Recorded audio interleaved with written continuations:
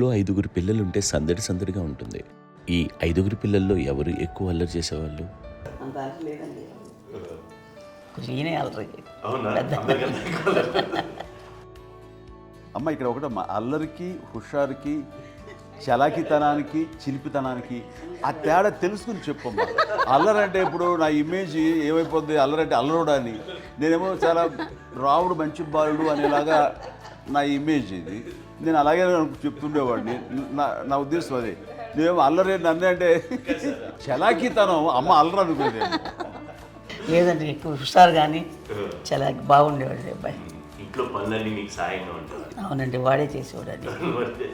అది ఇంట్లో ఎవరు ముట్టుకునేవాడు కాదు. మా నాగబాబు అస్సలు ముట్టుకునేవాడు కాదు.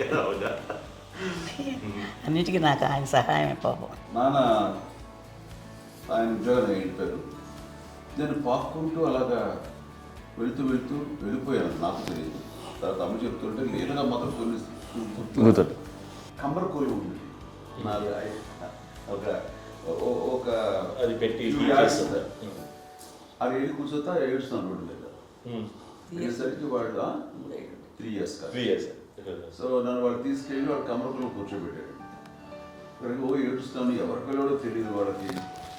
సో అది ఒక గంట పోయిన తర్వాత అమ్మ ఎత్తుకుంటూ వాడు కూర్చో, వాడు చిన్నబిడ్డ అనిపిస్తారు మొత్తం ఎత్తుకు. అది వాడు చూసి ఈ అబ్బాయి అన్నారు. కాదు అనేసింది. అది చాలా అంటారు, సరిగ్గా చూడమ్మా, ఈ అబ్బాయి మా అబ్బాయి అని. ఏంటమ్మా అంటే ఆ కమర్గోళంలో కింద కూర్చోబెట్టాడు కదా, బస్ అంతా పూజేసుకుని అలాగే అయిపోయింది.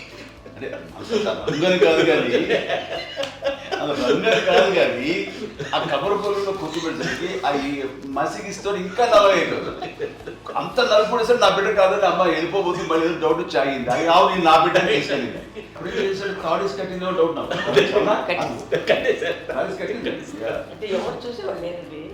అమ్మేమో అల్లరి అనుకునేదండి, నాకేమో చిన్ననాటి మహాభాగవతంలో కృష్ణుడి క్యారెక్టర్ అనుకుంటాను. ఆయన మహానుభావుడు అయ్యే వాళ్ళందరికీ ఆ లక్షణం ఉంటుందేమో చిన్నప్పుడు.